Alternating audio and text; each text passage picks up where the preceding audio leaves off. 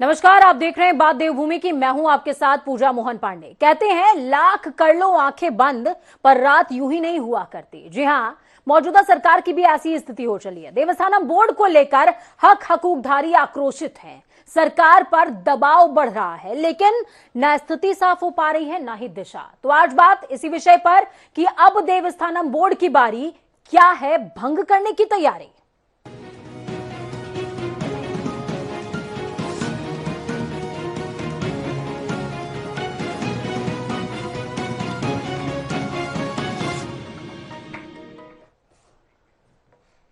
लगभग 2 साल से भी ज्यादा लंबा इंतजार, तीर्थ पुरोहितों और हक हकूकधारियों का पल रहा गुस्सा, ये सब मिलकर सरकार के लिए सिरदर्द बनता जा रहा है। क्यों, वो समझिए। बोर्ड के सिलसिले में गठित उच्च स्तरीय समिति की अंतिम रिपोर्ट मिल चुकी है। उसके अध्ययन के लिए 3 सदस्यीय मंत्रिमंडलीय उप समिति भी गठित हो चुकी है। यानी कि गेंद पूरी तरीके से सरकार के पाले में, और इसी के चलते देहरादून से दिल्ली तक दौड़ जारी है। आज धामी जी नड्डा जी से भी मिले थे, और विपक्ष भी मौके पर चौका मारने से बिल्कुल भी गुरेज नहीं कर रहा।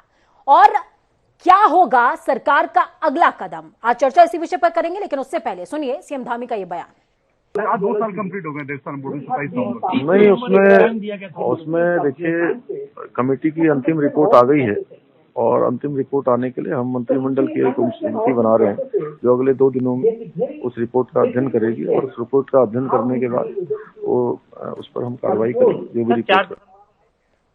चलिए, चर्चा को अहम बनाने के लिए हमारे साथ में इस चर्चा को अहम बनाने के लिए मौजूद हैं आम आदमी पार्टी से रविंद्र आनंद जी। रविंद्र जी, बहुत स्वागत है आपका।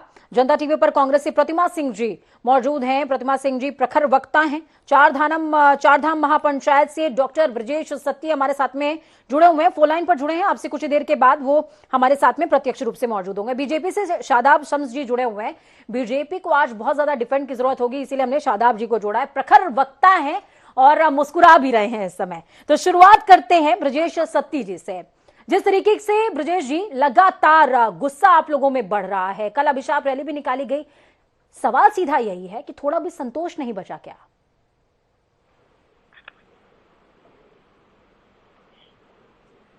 ब्रजेश जी, आप मुझे सुन पा रहे हैं क्या? चलिए, ब्रजेश सती जी को एक बार फिर से कनेक्ट करेंगे। तब तक शादाब जी के पास जाती हूं मैं। शादाब जी, अभी मैंने एक बयान सुनाया है पुष्कर सिंह धामी जी का।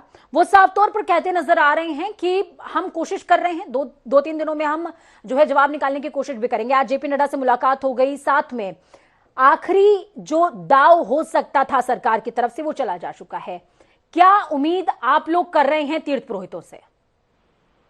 देखिए, पूरी तरह से ये जो षड्यंत्र आपरेस का जो षड्यंत्र चल रहा था आम आदमी पार्टी और कांग्रेस का, वो पूरी तरह से एक्सपोज हो गया। मेरी समझ में नहीं आता, अगर आप एक चैनल में हैं और आपने अपने बॉस से कोई डिमांड की, लोकतंत्र में मुख्यमंत्री से कोई डिमांड की, मुख्यमंत्री ने कहा 30 तारीख को हम इस पे निर्णय लेंगे, हमने कमेटी बना दी है, रिपोर्ट आ गई है, निर्णय लेने जा रहे हैं। तो 2 दिन पहले इसका विरोध करने का क्या मतलब हुआ?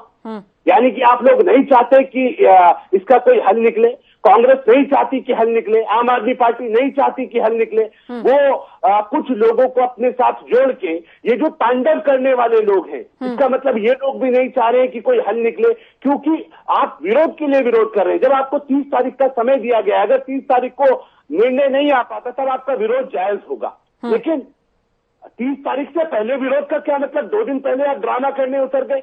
क्या आपको ये डर तो नहीं है कि आपकी दुकानदारी बंद होने जा रही है और इसके के ऊपर अगर कोई निर्णय आ गया तो आपकी राजनीतिक जो खुरापात है वो समाप्त हो जाएगी, जो राजनीतिक षड्यंत्र आप रच रहे हैं वो सारे के सारे एक्सपोज हो जाएंगे। इसलिए हमने कहा कि जो लोग आज देवस्थानम बोर्ड के खिलाफ अपनी राजनीति की रोटियां सेकने के चक्कर में लगे हैं, ये कहीं भी नहीं होता। अगर मुख्यमंत्री आश्वासन दे गए थे 30 तारीख को, तो पहली तारीख को या 30 तारीख को अगर निर्णय नहीं होता आपका विरोध जायज था। लेकिन आज 2 दिन पहले आपका विरोध ये बताता है आपको कुछ लेना देना देवस्थानम बोर्ड से नहीं है। आपको पुरोहित, जो हमारा पंडा पुरोहित समाज है, उसके हक हकूकधारियों के हितों से कोई लेना देना नहीं है। आपको अपनी राजनीतिक रोटियां सेकनी है और आपको लगता है कि इनके कंधों पर आप लाशों के ऊपर। प्रतिमा जी, आपका काउंटर है कंधा तीर्थ पुरोहितों का, गोली सियासी आपकी, ये आरोप है शादाब जी का। देखिए, दिक्कत भारतीय जनता पार्टी के साथ सिर्फ यही रही है कि कोई भी आंदोलन देश में हो या प्रदेश में हो, ये उसको षड्यंत्र का नाम दे करके अपना पल्ला झाड़ने की कोशिश करते हैं। यही इन्होंने जब हमारे किसान भाई जो देश के अन्नदाता हैं वो सड़कों पर बैठे थे तो उन्हें भी कई नामों से इन्होंने जो है उन्हें बताने का काम किया। मैं यहाँ पे क्या बोलूं, उसको बड़ी शर्मनाक बात है कि अन्नदाता के लिए इन्होंने ऐसे शब्दों का इस्तेमाल किया। अभी बड़ी शर्म की बात यह है कि भाजपा के प्रवक्ता ये जो कल हक हकूकधारी हमारे प्रदर्शनरत हैं, जो पिछले 2 सालों से प्रदर्शनरत हैं, संघर्ष कर रहे हैं, चाहे बारिश हो, धूप हो, बर्फबारी हो रही हो, अर्धनग्न अवस्था में इन्होंने प्रदर्शन किया है। यही वजह हुई कि त्रिवेंद्र सिंह रावत जी को हटाने का काम भारतीय जनता पार्टी को करना पड़ा। लेकिन आज भी ये नहीं चेते और ये जो कल प्रदर्शन इन्होंने सचिवालय कूच किया है, इसे हमारे भाई कह रहे हैं ड्रामा कर रहे हैं। थोड़ी तो शर्म कर लीजिए। जिन पांडा पुरोहित और हक हकूकधारियों के नाम पर आप सत्ता में काबिज होने का काम करते हैं, उनको आप संघर्ष करने के लिए सड़कों पर छोड़ने का काम करते हैं। षड्यंत्र कर रहे हैं आरोप है हमारा, आप लोग राजनीतिक षड्यंत्र कर रहे हैं, आरोप है हमारा आप लोगों के ऊपर। नतमस्तक होकर माफी मांगनी चाहिए पांडा पुरोहितों से कि उनके हकों को आप सुरक्षित नहीं रख पाए। क्या समिति खेलने का काम कर रहे हैं आप? पहले समिति बना दी कि उस पर रिव्यू करेंगे, अब जब समिति ने रिपोर्ट सौंप दी तो मुख्यमंत्री जी कह रहे हैं कि एक और समिति बना देते हैं जो रिपोर्ट को रिव्यू करेगी। क्या मजाक बना रखा है आपने प्रदेश? ठीक है, ठीक है प्रतिमा जी, समिति का जिक्र शादाब जी, समिति का जिक्र यहाँ पर हो रहा है।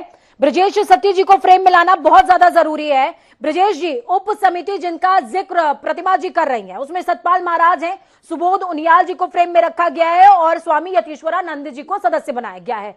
आप लोग इस समिति से, उप समिति से कितने संतुष्ट नजर आ रहे हैं, या आपका भी ये मानना है कि समिति खेल रही है सरकार? पूजा जी, पहले इन्होंने जो है ये तारीख दी 30 अक्टूबर से 30 नवंबर किया और अब जो है ये कमेटी, हाई पावर कमेटी के ऊपर एक और मंत्रिमंडलीय समिति बना दी है इन्होंने। तो केवल ये कमेटी और कमेटी का गेम खेल रहे हैं और इनके प्रवक्ता जो बड़ी बड़ी बातें यहाँ पर कह रहे हैं, तीर्थ पुरोहितों के कंधे पर कोई बंदूक नहीं लेके चल रहा है। शादाब जी बता देना चाहता हूँ आपको मैं, ये एक्ट आप लोगों ने बिना अध्ययन के जबरदस्ती हमारे ऊपर थोपा है और आप लोग बड़ी सनातन की परंपरा और धर्म की बातें जो करते हैं आप लोगों को शर्म नहीं आ रही आपकी सरकार को कि तीर्थ पुरोहित जो है 2 सालों से धरना प्रदर्शन कर रहे हैं। तो आपने देखा होगा किस तरह से सड़कों पर प्रदर्शन करते हुए सचिवालय के बाहर जो है उन्होंने सड़कों पे जो है बैठ करके जो अपना धरना प्रदर्शन और अपना विरोध जताया। लेकिन इस सब के बावजूद भी ये संवेदनहीन सरकार जो है आंखें मुझे बंद बैठी हुई है, तीर्थ पुरोहितों के 103 मांग को नहीं सुन रही है और अब केवल टाइम पास करने के लिए ये अपनी ही मुख्यमंत्री की बनाई हुई हाई पावर कमेटी की रिपोर्ट के जो है अध्ययन के लिए अब इन्होंने समिति बनाई है। तो आप समझ सकते हैं। देखिए ब्रजेश जी, हमारे जो इंटरनल सोर्स कहते हैं वो ये कहते हैं कि सरकार भंग करने की तरफ विचार कर रही है। हो सकता है भंग हो जाए, लेकिन ये सोचिए कि अगर भंग हो जाता है या सरकार इस दिशा में सोचती भी है तो क्या इन शब्दों का, जितने बयान दिए जा रहे हैं, इनका कोई अर्थ रह जाएगा क्या, जितने आरोप लगाए जा रहे हैं? देखिए तीर्थ पुरोहितों ने इस दौरान पिछले 2 वर्षों में मिस लग गया, यानी हमको 732 दिन हो गए हैं और जिस तरह से जो है हमने जो है हमारे 4 तीर्थ पुरोहितों के ऊपर जो है इन्होंने जो मुकदमा भी दर्ज किया है वो भी अभी वापस नहीं दिया है। ठंड में जो है हमारे एक तीर्थ पुरोहित लगातार 3 महीने तक केदारनाथ में अर्धनग्न अवस्था में रहते उन्होंने धरना प्रदर्शन किया, वो बीमार भी हुए, उन्हें एम्स लाया गया और जिस तरह से हमारा धरना प्रदर्शन रैली इतना हम तीर्थ पुरोहितों की भावनाओं के साथ खिलवाड़ किया है और अगर सबके बावजूद भी ये वापस लेते हैं तो कहीं ना कहीं जो इन्हें नुकसान होना है वो हो गया है। तीर्थ पुरोहितों को जो श्राप इनको मिलना है वो कहीं ना कहीं मिल गया है। शादाब जी, देखिए मुझे ताज्जुब हो रहा है कि डॉक्टर ब्रजेश किस तरह के प्रवक्ता हैं 4 धाम के, कि जो इस तरह की बात कर रहे हैं। अरे हमने कहा तीर्थ पुरोहित हमारे और हम उनके, हमारी विचारधारा एक, हम ताकत से खड़े होंगे। मत बनिए टूल, आप लगातार टूल बन रहे। 30 तारीख मुख्यमंत्री निर्णय लेने की बात करते हैं, 28 को धरने पे बैठ जाते। क्या आप लोग बार बार ये नहीं कर रहे, हमें पिन नहीं कर रहे, वोट नहीं कर रहे? आपसे पूछ के तीर्थ पुरोहित धरना प्रदर्शन नहीं करेंगे। जब हमारी इच्छा होगी रविंद्र जी, आपका मैं आपको बता नहीं देना चाहता हूँ 4 तारीख को जो मैं- आपकी चुनावी पूजा जी, रैली है पूजा ना, जी। उसी के समानांतर हमारी विरोध डॉक्टर रैली भी ब्रजेश, मैं होगी। आप बोल रहे उस थे, दिन मैंने देख आपको लेना आराम आप। से सुना। ऐसे बीच में ब्रजेश जी चार सुन तारीख लीजिए, को उनका इंतजार पक्ष भी कीजिए। सुन लीजिए। ब्रजेश जी उनका पक्ष भी सुन लीजिए। This is not the तारीख way. को If विरोध you रैली don't होगी want to और आपकी listen, then I think अभी no, और this उस is दिन not हम the way. सारे राजनीतिक ब्रजेश दलों को, जी, ब्रजेश जी, धार्मिक पक्ष संगठनों को, जानना आपके लिए भी बहुत जरूरी है। आप धरना प्रदर्शन कर रहे हैं तो उसका निष्कर्ष तो चाहते हैं ना, निष्कर्ष यहीं से निकलेगा, निष्कर्ष यहीं से निकलेगा, तो इनको सुनिए। देखिए सरकार क्यों ऐसा कर रही है, अरे क्यों भाई जो है डॉक्टर साहब, हो गया भैया, कमेटी कर रही है, कमाल तारीख कर पे रहे हैं तारीख भाई। दे रही है। अगर सरकार को ये ऐसे देखिए, खत्म करना है तो क्यों नहीं घोषणा कर दे रही आप है। सुनना नहीं आखिर चाह ये रहे इस क्या? तरह की कमेटियां बनाना, तारीख देना, इसमें सरकार की मंशा पर शंका इसी होती इसी है। इसी यदि विषय आप पर खत्म जवाब करना दे रहे हैं चाहते तो शादाब एक जी, लाइन इसी का विषय पर मसला जवाब क्यों दे नहीं रहे खारिज कर हैं। देते? ब्रजेश जी थोड़ा सा धैर्य, शादाब जी। देखिए डॉक्टर ब्रजेश, बार बार इस बात को रिपीटिशन करने से कुछ नहीं होगा। मैं आपकी बात को समझ चुका हूं और मैं केवल और केवल ये कह रहा हूं, मेरी पार्टी हमेशा, हमने कहा किसी चैनल को उठा के देख लीजिए, हम तीर्थ पुरोहितों का सम्मान करते हैं, वो हमारे लोग हैं। और अगर हल निकालने के लिए हम बार बार इसी बात को कह रहे थे, कुछ लोग तीर्थ पुरोहितों में भी ऐसे हैं जो नहीं चाह रहे कि हल निकले। और मेरे मुख्यमंत्री आज इस विषय को कितना गंभीर समझ रहे होंगे कि दिल्ली तक दौड़ लगा रहे इस विषय को लेके कि नहीं, हमारे सांस्कृतिक जो परंपराएं हैं, जो धरोहरें हैं, हम कैसे बेहतर से बेहतर अपने पुरोहित समाज के लिए कर सकते हैं। लेकिन अगर उसके बावजूद लोग विरोध के लिए केवल विरोध करेंगे, और जिस तरह से डॉक्टर साहब ने कहा तो बिगड़ना था जो बिगड़ गया, और आदमी ये कहता है चिढ़ के जब बिगड़ना था बिगड़ गया, तो फिर जो जाओ आप अपना काम करो, हम अपना कर लेंगे। हम किसी की खैरात में राजनीति नहीं करते, लेकिन हम ये कह रहे हैं क्योंकि हम दिल से अपने पुरोहित पंडा पुरोहितों का सम्मान करते हैं। हम दिल तीर्थ पुरोहित जी आपको चैनल के माध्यम से चुनौती देता है। 2022 के चुनाव में हम पूरा प्रभावित करेंगे, और यही नहीं, हम उत्तर प्रदेश की सारी अरे आपसे जो करना होगा वो कर लीजिएगा। और जहाँ हमारा कुछ लोगों के कहने से कुछ नहीं होता, हमें जो करना है पुरोहित समाज के साथ हम काम करेंगे। कुछ जो लोग रविंद्र जी, राजनीति कर रहे हैं उनसे हमारा शादाब जी, रविंद्र जी कुछ कह रहे हैं, पुरोहित है, प्रवक्ता है आम आदमी पार्टी के रविंद्र जी। कुछ दलालों रविंद्र जी आपका काउंटर, निर्णय लेना। मसला यहाँ बहुत गंभीर हो रहा है। रविंद्र जी आपकी एंट्री। देखिए, अभी मैं बड़े ध्यान से सुन रहा था, शादाब भाई की भी बात सुन रहा था, तो शादाब भाई ने तो भरे मन से बिल्कुल जिस प्रकार की भाषा का प्रयोग पंडा पुरोहितों के लिए किया है कि आपको जो करना है, आप जो कर सकते हैं वो कर लीजिए, हमें जो करना है वो हम करेंगे। देखिए, ये इनकी मानसिकता रही है, जिस प्रकार से इन्होंने पंडा पुरोहितों के अभी रविंद्र जी, ये पॉजिटिव सेंस में उन्होंने क्या, आप देखिए अर्थ का अनर्थ ना करें, ये पॉजिटिव सेंस में बोला गया है, ये पॉजिटिव सेंस में बोला गया है, वो आक्रोशित है। रविंद्र जी मेरी बात को समझिए, रविंद्र जी भी समझिए, ब्रजेश जी भी समझिए, इस समय पंडा पुरोहित आक्रोशित है, उनका आक्रोश जायज है, उनका आक्रोश जायज है। 2 सालों से वो शीर्षासन कर रहे हैं, ठंडी हो गर्मी हो बरसात हो, वो लगातार मांग कर रहे हैं, उनका गुस्सा जायज है, लेकिन आप कृपया अर्थ का अनर्थ ना करें, ये मेरा आपसे निवेदन है।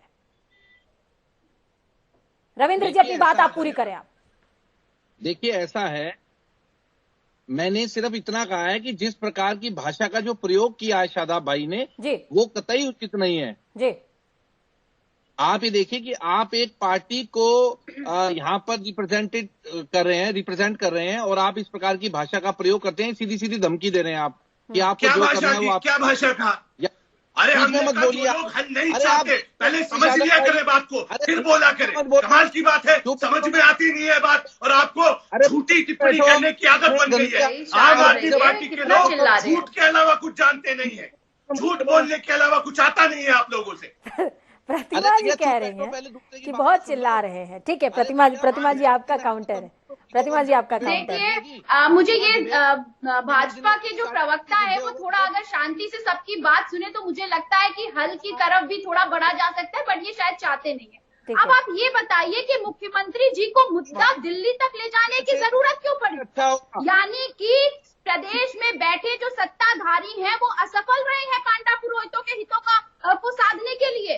और रही बात, आप दिल्ली जाने की बात तो कर रहे हैं, ये वही पांडा पुरोहित हैं जिन्होंने खून से प्रधानमंत्री मोदी जी को पत्र लिखा था। वो इतने ज्यादा जब हतोत्साहित हो गए, जब इतने ज्यादा संघर्ष से थक गए, तो उन्होंने सोचा प्रधानमंत्री एक आस होंगे। नहीं, ठीक है, प्रधानमंत्री देखिए प्रतिमा जी मेरा एक सवाल है। पुरोहितों की प्रतिमा जी, मेरा एक सवाल है देखिए, अभी जो है गेंद मैं ये मान रही हूँ, स्वीकार कर रही हूँ, और तमाम जनता भी स्वीकार कर रही है, पंडा पुरोहित खुद इस बात को स्वीकार करेंगे कि गेंद पूरी तरीके से बीजेपी के पाले में मौजूदा वक्त में है।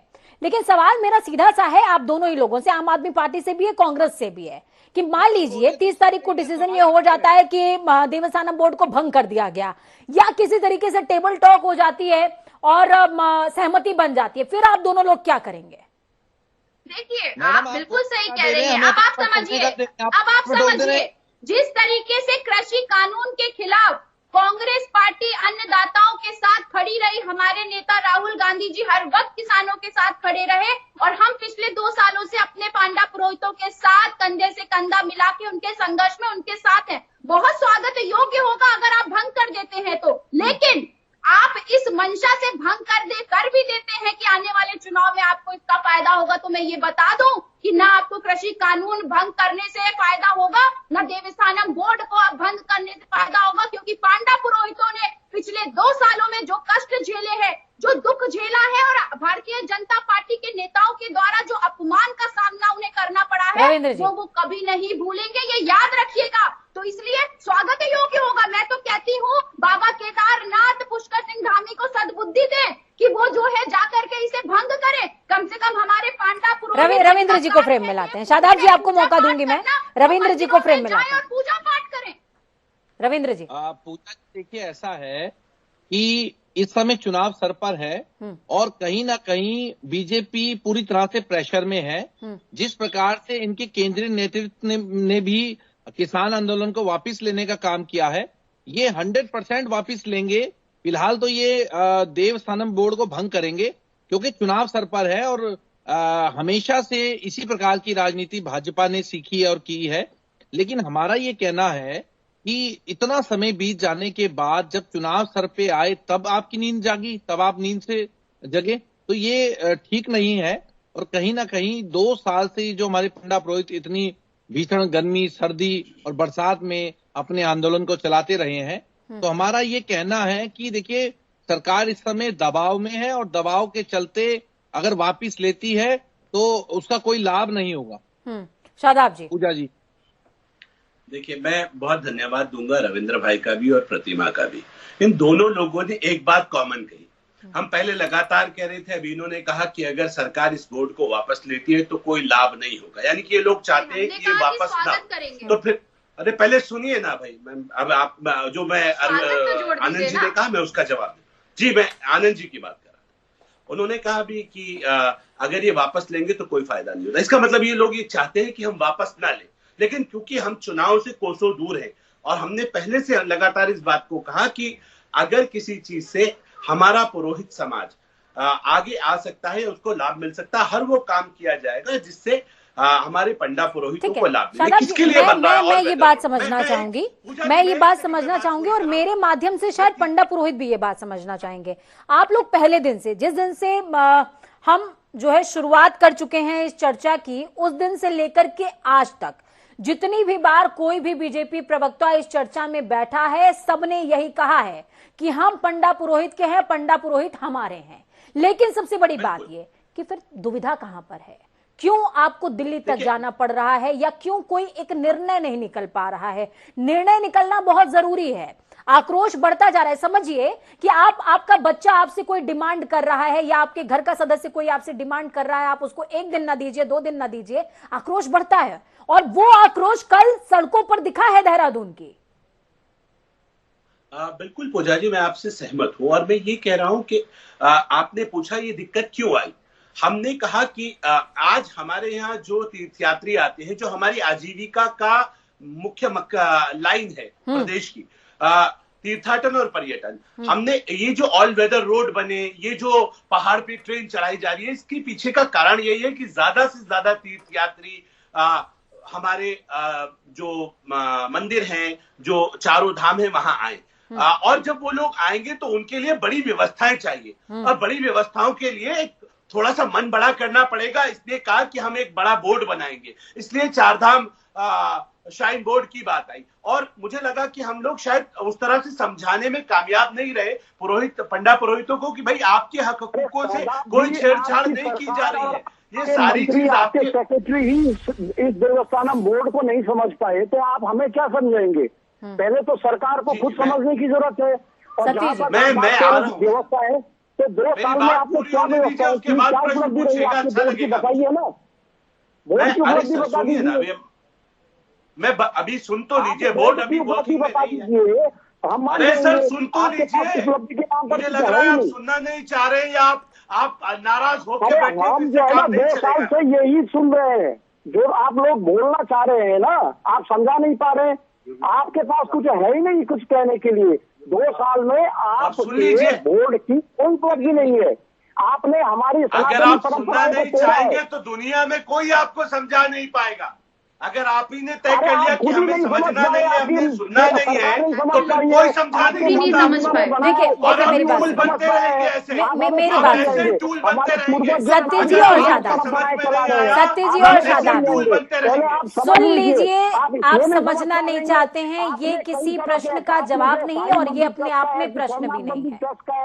आपने वैष्णो मंदिर ट्रस्ट के एक्ट को लेकर कॉपी पेस्ट कर दिया। मैं सिर्फ इतना कह रहा हूँ कि अगर मुझे चाहिए, मैं ये निवेदन कर रहा हूँ कि 4 धाम वाले अपने प्रवक्ता को बदल दे। ऐसे प्रवक्ता नुकसान करा देते हैं कई बार। आप मौका दे रहे हैं कांग्रेस और आम आदमी पार्टी को कि वो इस पे घटिया राजनीति करे। मत दीजिए मौका।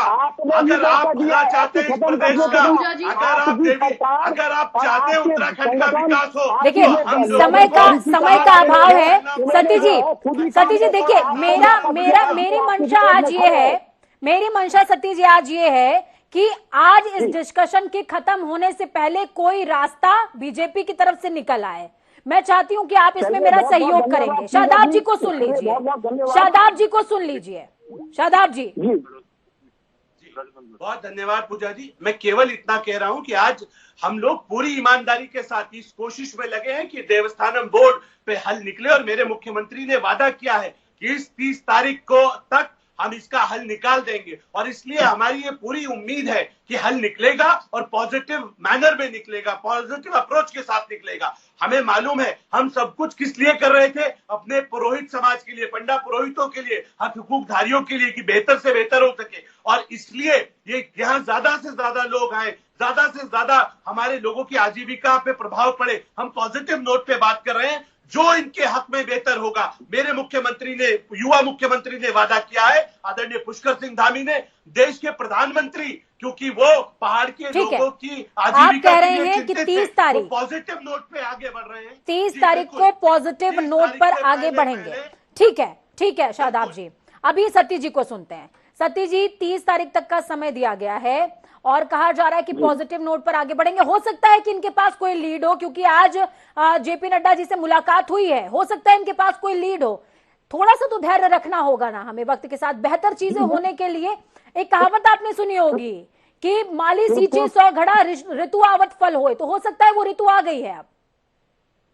ठीक है पूजा जी, 30 तारीख को फिर हम आपके साथ डिबेट में बैठेंगे और इनको भी आमंत्रित कीजिएगा। मेरा कहने का ये है, मैं आपके माध्यम से इनसे जानना चाहता हूँ कि जब ये हमारी बेहतरी के लिए और इन मंदिरों के कायाकल्प के लिए ये एक्ट बनाना चाह रहे थे, इनकी मंशा अच्छी थी, तो इन्होंने एक्ट बनाने से पहले तीर्थ पुरोहितों से वार्ता क्यों नहीं की? ये कम्युनिकेशन गैप क्यों रखा रहा? और क्यों ये जो है इनके पूर्व मुख्यमंत्री त्रिवेंद्र सिंह रावत बार बार हम लोगों को कांग्रेसी कहते रहे? अगर कांग्रेसी थे, हम तो 250 लोग केदारनाथ तीर्थ पुरोहित हैं, उन्होंने इस्तीफा क्यों दिया? बिल्कुल ठीक है। हमारी बेहतरी के लिए एक्ट बनाया। शादाब जी आपका कंक्लूडिंग बयान लूंगी, उसके बाद सती जी को मैं थोड़ा सा समय देना चाहूंगी। शादाब जी मैं ब्रजेश भाई आपसे सिर्फ इतना निवेदन करूंगा, छोड़ो कल की बातें, कल की बात पुरानी, नए दौर में लिखेंगे हम मिलकर नई कहानी। चलिए ठीक है, आप सभी का बहुत शुक्रिया हमारे साथ जुड़ने के लिए, इस चर्चा को बेहद खास बनाने के लिए। और इसी के साथ बीजेपी ने एक बहुत पॉजिटिव नोट दिया है। आज जेपी नड्डा से मुलाकात पुष्कर सिंह धामी की हुई है। हालांकि तीर्थ पुरोहितों में जिस तरीके का गुस्सा है वो गुस्सा बेहद जायज। सोचिए 2 साल ठंडी गर्मी बरसात और लगातार आप धरना प्रदर्शन, किसी एक है इंसान, लेकिन आज बीजेपी ने जनता टीवी के इस मंच से उद्घोष किया है, ऐलान किया है कि छोड़ो कल की बातें, कल की बात पुरानी, नए दौर में लिखेंगे हम मिलकर नई कहानी। और ये कहानी कितनी नई होगी, कितनी विश्वास पात्र होगी, ये देखने वाली बात होगी। बल छोड़ से ब्रेक के उस पार खबरों का सफर लगातार जारी है। बने रहिए जनता टीवी के साथ, क्योंकि हमें आपकी ताकत, अपना और अपनों का बहुत ज्यादा ख्याल रखिए। नमस्कार।